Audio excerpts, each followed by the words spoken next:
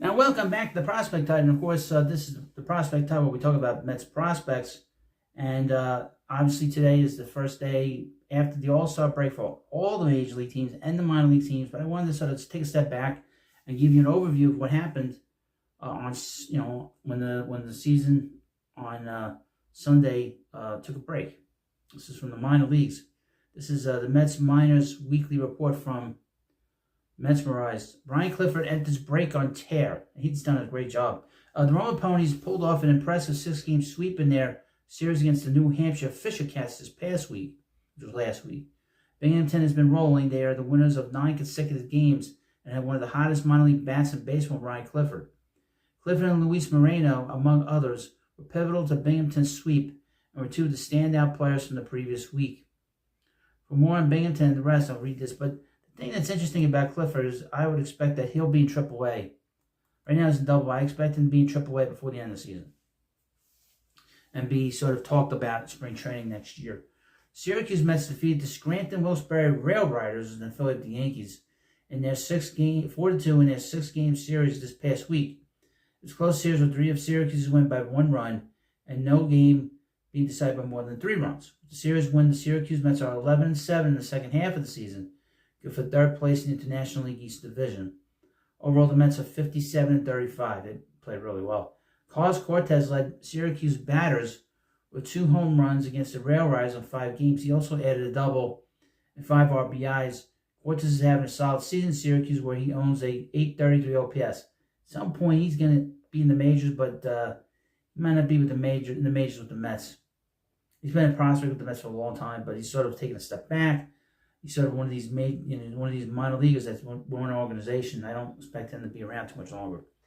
Luke Ritter extended his lead among Mets minor leaguers by hitting a home run this week, his 19th of the year. Ritter went 7 for 21 in 6 games played and led the team with 7 RBIs. Ritter owns an .844 OPS on the year. Pablo Reyes went 5 for 18 with a double, a triple, and a home run while driving 4 batters, stealing 2 bases. He owns an .858 OPS on the year. Brett Beatty had a really unusual week while he went only 1 for 15 to the plate. His only hit was a 3-run homer. He also walked a whopping 9 times while striking out twice. Still, his performance lowered his season OPS with Syracuse to .876. It was over 1,000 at one point. Kodai Senga made 2 rehab starts at Syracuse this past week. He's going to make another one this week before he comes to the majors. And he looked fantastic. Over 7 1/3 innings, he allowed 1 run on 4 hits and 4 walks, striking out 6. Senga has now made 3 rehab starts and could be joining the Major League club not long after the All-Star break. He will likely make 1 more rehab start before doing so, but stranger things have happened. Don Hamill and Mike Vassell have been struggling most of the year in Syracuse, but each of them had a strong outing this past week. Hamill allowed 1 run in 6 innings, while Vassell allowed 2 runs in 6 innings. Hamill owns a 6.66 ERA, while Vassell owns a 5.94 ERA. Vassell, though, has a 3.86 ERA in his last 6 outings. This is from Double A. The Binghamton Roma Ponies achieved a rare 6-game sweep over the New Hampshire Fisher Cats and have won 9 consecutive games. Binghamton outscored New Hampshire 28-13 in 6 games, recording 2 shutouts. Wow. Binghamton is now 11-6 in the second half of the season, which has them in first place in the Eastern League Northeast Division. Overall, the team is 47-38. They got a lot of talent there, too. Ryan Clifford continues to be the standout bat at the Mets minor leagues, and he showed why again this past week. Clifford went 7 for 20 with 3 doubles, 2 homers, and 3 walks in 5 games. With his strong week, he raised his OPS with Binghamton to .928. Could he sniff AAA by the end of the year? He turns 21 this week. In 2 days, I think he turns 21. Jeremiah Jackson and Kevin Parada also clubbed 2 home runs for Binghamton this week. Jackson went 7 for 22, also added 3 doubles, while Parada went 9 for 21. Still, both have struggled this year. Jackson owns a 643 OPS, while Parada owns a 699 OPS. I would mention his OPS was in the 650s for a while, but he's been sort of on a hot streak of late. And it's gotten up to 699, but again, he has really struggled. He's been a major disappointment that the Mets drafted 2 years ago. Alex Ramirez, another struggling prospect, also had a pretty solid week. He went 6 for 24 with a home run, 4 walks, and 4 stolen bases. With one of his better weeks in a while, he raised his OPS to 663 in the year. Luis Moreno provided the best start of the week for Binghamton, throwing 7 shutout innings. He allowed just 3 hits and 3 walks, striking out 5. Moreno lowered his ERA in the year to 3.59 and has thrown 2 consecutive shutouts. Tyler Stewart has also been pitching better lately, and he made 2 solid starts this past week. Stewart threw 10 innings, allowing 2 runs on 8 hits, while not allowing a walk. He also struck out 8 batters. Stewart now has a 4.15 ERA, but his ERA in the last 4 starts is 2.14, so it was over 5. Jordan Geber also made an impressive start, throwing 5 shutout innings. He allowed just 2 hits, no walks, and struck out 4. It was Gerber's first start of the year, and he now owns a 3.16 ERA.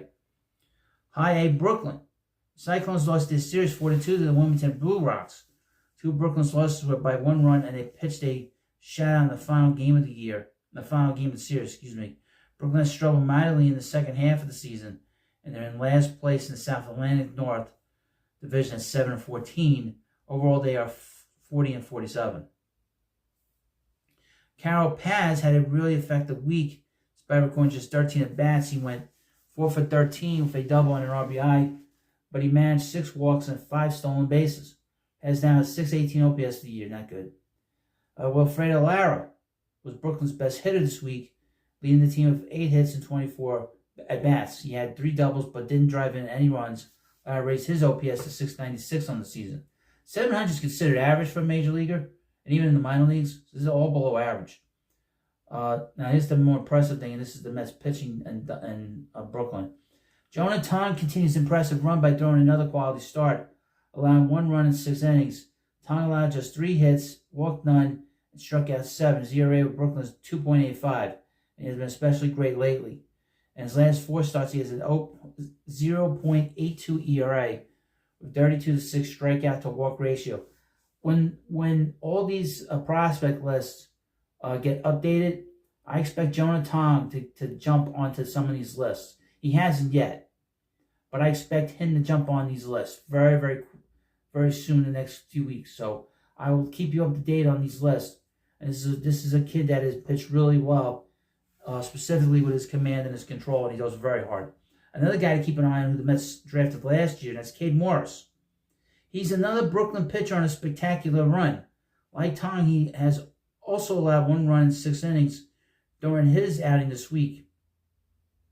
He only struck 2 in the effort, but he lowered his ERA in Brooklyn to 3.56. In his last 4 starts, Morris has a 1.85 ERA. Keep an eye on him. Maybe he gets on a list here or there, the back end. Several Binghamton relievers did not allow a run this past week, but Jonathan Pitaro was the most impressive, as he threw 4 1/3 scoreless innings over 2 appearances. In one of his appearances, he served as the opener in what turned out to be a shutout win. He owns a 3.00 ERA through 7 games with Brooklyn. The low-A St. Lucie Mets split their series with Lakeland Flying Tigers, capping off the series with a resounding 17-0 victory. In the 2 games played prior, Lakeland outscored St. Lucie's 11-1. They had 3 wins and 3 losses. St. Lucie's now 8-13 in the second half, which puts them in last place in the Florida State League East Division. Overall, the Mets are 30-57. That's not good. Boston battled the team with 9 hits, going 9 for 25 in 6 games played. Barrow, which we talked a lot about, he's popping up a lot in these things. Barrow scored 5 runs and drove in 4. Also recording 3 walks, Barrow raised his season OPS on the season to 736 with his performance. Ronald Hernandez also had a good week, going 721 with a home run and 4 RBIs. His home run was his first in exactly 1 month. Hernandez led the team with 7 runs, and he also drew 4 walks. Hernandez owns a 760 OPS this year. The Florida Complex League Mets went 2-2 this past week, putting their record on the year at 21-27. They're currently in 4th place in the FCL East Division. Diverson Gutierrez with a 10-18 season OPS managed 2 home runs and drove in 5, while Simon Juan at 827 OPS went 6 for 15 with 2 doubles, 2 runs batted in, and a stolen base. Lucas Gordillo pitched and looked great in 2 relief appearances, striking out 10 over 7 2/3 innings, while allowing just 2 runs. Luis Alvarez was also effective on the mound, throwing 4 scoreless innings over 2 relief appearances. Dominican Summer League Mets, the DSL Mets Orange went 1-4 this past week, putting their record on the year to 12-7. They currently sit 6th place in the DSL South Division. Justin Ramirez went 4 for 11 with 2 walks, 2 RBIs, while Bohan Adderley added a double and a triple in 13 at-bats. Alejandro Ramirez struck out 7 over 3 2/3 innings, while Elvis Majaris allowed 1 run in 5 innings, striking out 6. The DSL Mets Blue went 3-2 this week, putting their record on the year to 11-18. They are in second to last place in the DSL East Division. Alex Acosta hit a home run and recorded 3 RBIs and 9 at-bats, while Edward Lantigua went 6 for 11 with 5 RBIs. Jose Guevara struck out 5 in 5 scoreless innings of work, while both Joel Lara and Luis Lopez each pitched 3 scoreless innings. So a couple of other things. The leaders, organization leaders in batting, Nick Morbillo hit 307. Ryland Bannon, who got traded to the Twins in the last few days, has an 867 OPS. Luke Ritter has the most home runs with 19. Nick Morbillo has 38 stolen bases. The pitching qualifiers, Brandon Sprout has a 1.71 ERA. We'll see if he gets promoted to Syracuse. The most strikeouts is by Jonah Tom with 106. And the best whip is walks and hits per 9 innings. Again, is Brandon Sprout. Players of the week, according to Mets and Rise, for the second week in a row, Ryan Clifford is the offensive player of the week in the Mets minor leagues.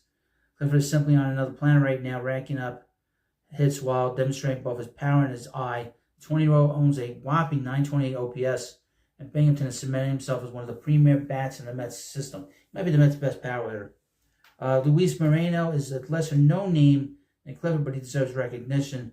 He threw 7 scoreless innings. He's in Binghamton this past week and owns a fantastic 1.83 ERA in his last 7 appearances. Interesting.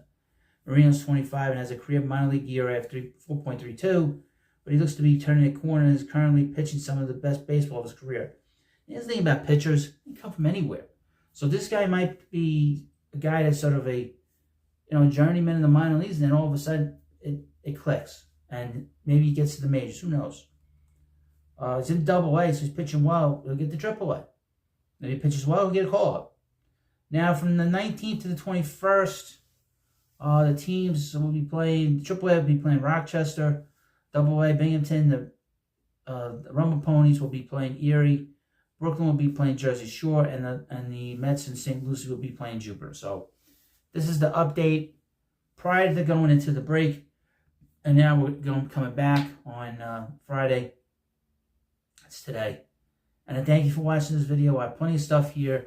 I'm kind of behind. This channel took a bit of a break because the big channel has been going crazy. So thank you for watching this video. And of course, please subscribe to The Prospect Hut, and I'll see you later.